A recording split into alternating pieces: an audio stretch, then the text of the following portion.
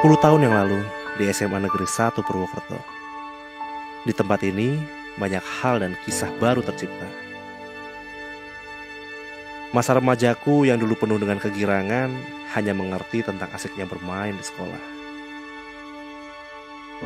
Banyak cerita baru dimulai dari sini. Ya, di sini. Di sudut sekolah yang indah dan tak terlupakan. Kala itu hanya sekilas-kilas saja melihat sosok wanita yang cukup menarik di pandanganku. Tapi apa daya, aku hanya anak cupu yang kala itu tak mengenal apa itu wanita. Apalagi cinta.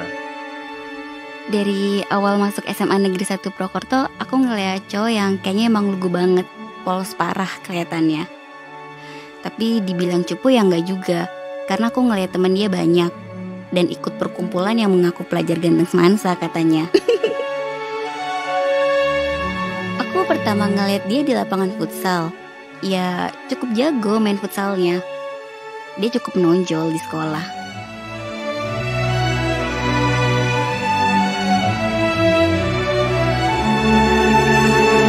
Saat itu mendekati hari ulang tahunmu. Entah kenapa kita yang tak saling kenal bahkan menyapa tiba-tiba mengundangku di acara ulang tahunmu. Wih gila, ini kan Denita yang jadi inceran temanku. Temanku menyanjung-nyanjung dirinya di setiap saat. Wah wajib datang ini mah. Ya dulu ngundang Dimas karena kata teman-teman anaknya asik. Tiap ada acara kalau ada Dimas pasti suasananya jadi lebih hidup.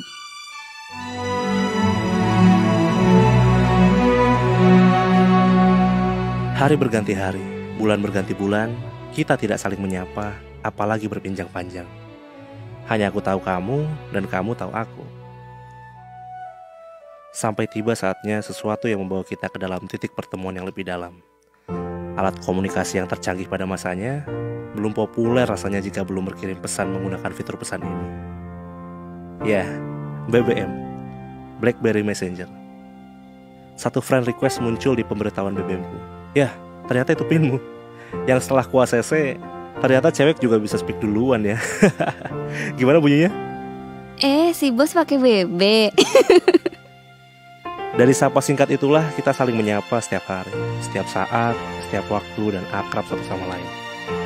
Lucunya di sekolah kita justru saling hindar karena rasa canggung yang luar biasa. Beda banget sama komunikasi kita di BBM. Dari kedekatan itu, akhirnya saya berani menyatakan perasaan suka saya ke dia. Dak-dikduk gak karuan rasanya. Ini pertama kali saya suka sama orang. Berbeda sama dia yang sudah pernah pacaran ternyata dulunya. Saya membulatkan tekad dan bicara terus terang kepadanya. Saya ingat satu hal, apa yang dia tanyakan balik kepada saya setelah saya menyatakan padanya. Mau gak jadi pacarku? Kita kan sudah lama kenal. Dia bertanya, kamu setia nggak? Wah, begitu besar dan pentingnya arti kesetiaan untuk dia rupanya. Ya, karena aku udah di posisi nembak ya, aku harus bilang iya semua dong. Masa ya aku bilang nggak setia? Lagian dulu aku pikir paling ini cuma cinta monyet. Setelah kita memutuskan berpacaran, hari-hari kita terasa sangat berbeda dari sebelumnya.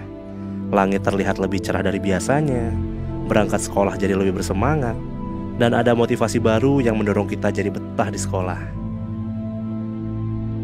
Istirahat adalah waktu yang paling kita tunggu.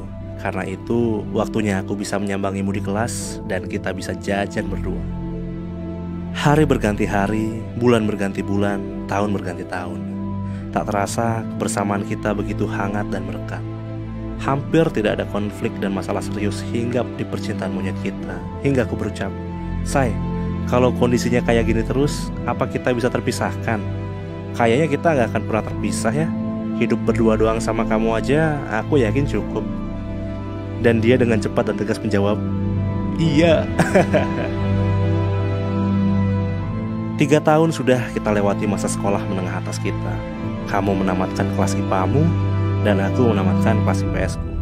Kamu yang dulu bercita-cita menjadi seorang dokter, mengikuti jejak kakakmu, ternyata malah menjadi mahasiswi akuntansi Unsut. Ngapain capek-capek SMA ambil IPA celotehku. Sedangkan aku mencoba mendaftar menjadi abdi negara mengikuti langkah ayahku. Sayang, aku ternyata juga gagal dan menjadi mahasiswa ekonomi pembangunan bersama dia lagi di Unsut.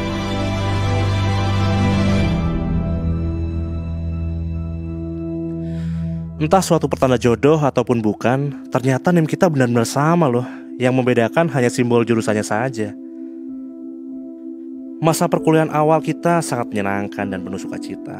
Romansa cinta anak SMA terbawa ke jenjang yang lebih tinggi. Sampai akhirnya, hal yang tidak kita sangka terjadi. Sahabat SMA kita yang selalu kita ajak bermain bersama ternyata memiliki keistimewaan tersendiri di mataku. Dia juga yang sempat mendekatkanku padamu, tapi apa daya. Entah perasaan remaja yang labil dan mudah jenuh, atau memang aku rasa aku jatuh cinta lagi dengan sahabatmu, yang juga sahabatku sendiri. Hubungan yang tidak baik ini terjadi begitu saja. Aku tak tahu harus berbuat apa. Aku hanya mencoba menjalaninya dan berharap semua akan baik-baik saja. Hingga semuanya pun terbongkar. Amarahmu tak terarah.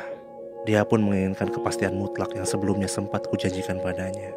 Aku ada di persimpangan jalan. Persimpangan besar yang sangat sulit untuk kupilih arah dan tujuannya. Berharap tak kehilangan antara kamu ataupun dirinya.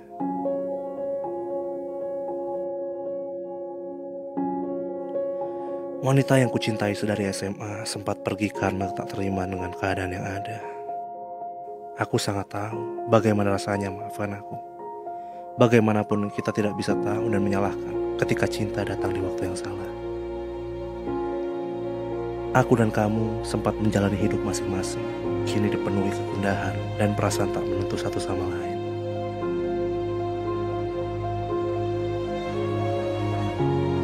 Yang aku rasakan waktu itu, aku harus menyayangi diriku sendiri, karena itu berat buat aku.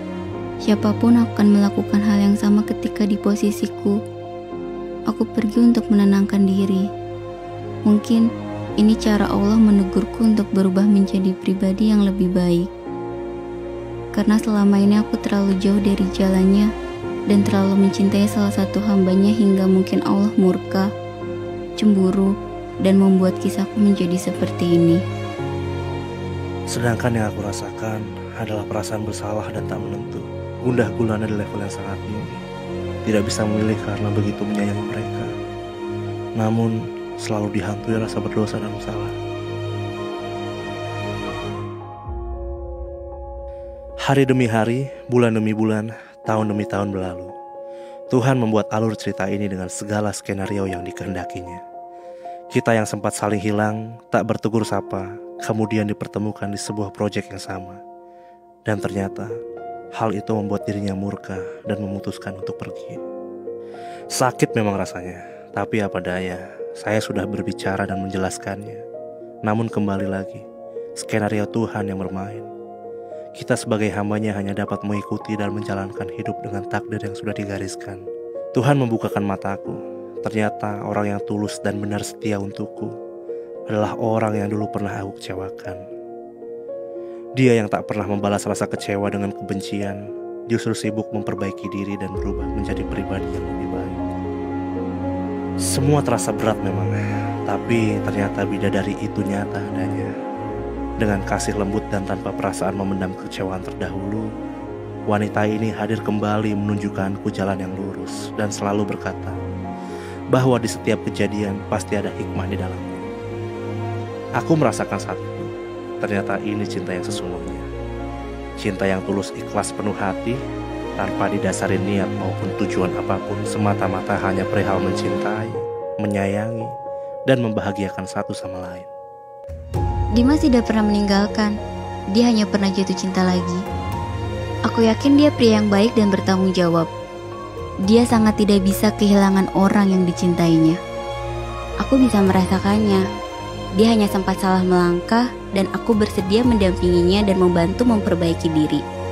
Aku kenal dia dari SMA. Aku tahu sifat dan perilakunya. Dia tidak berubah. Dia laki-laki dewasa. Aku harus mengerti ini semua. Sejatinya dari setiap peristiwa yang sudah kita lalui dan lewati bersama, tentunya memiliki makna di baliknya. Aku dan kamu kini menjadi pribadi yang sama-sama memulai memperbaiki diri. Berjanji untuk bisa saling mengayomi dan mengambil hikmah dari segala yang terjadi. Karena sejatinya, cinta tidak akan pernah tahu kedalamannya hingga perpisahan itu terjadi. Kita pernah berpisah dan aku merasakannya. Merasakan seberapa dalam aku mencintainya, merasakan seberapa hebat aku merindukannya, dan merasakan seberapa inginnya kita dipersatukan kembali.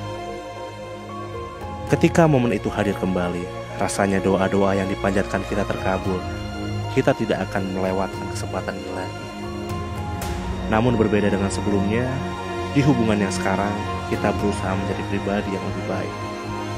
Mengerti satu sama lain, saling menghargai, mengayomi, dan berusaha berkomitmen untuk menjajaki hubungan yang lebih dalam lagi dan penuh kesucian, yaitu pernikahan.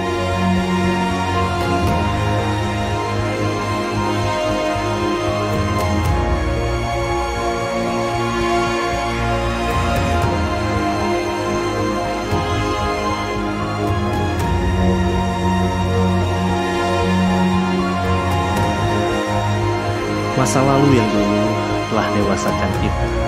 Mulai hari ini, kita berjanji untuk selalu ada, baik di dalam suka maupun duka, baik dalam kegembiraan maupun kesedihan, menuju kehidupan baru, kehidupan yang insya Allah diridhoi oleh Allah Subhanahu wa Ta'ala, melengkapi separuh ibadah di dunia, mengarungi bahtera rumah tangga berdua. Bersamamu tak ada ragu, habiskan sisa waktu denganku hingga langit bumi berlalu. Bersamamu tak ada ragu, habiskan sisa hidup denganku hingga raga menjadi debu.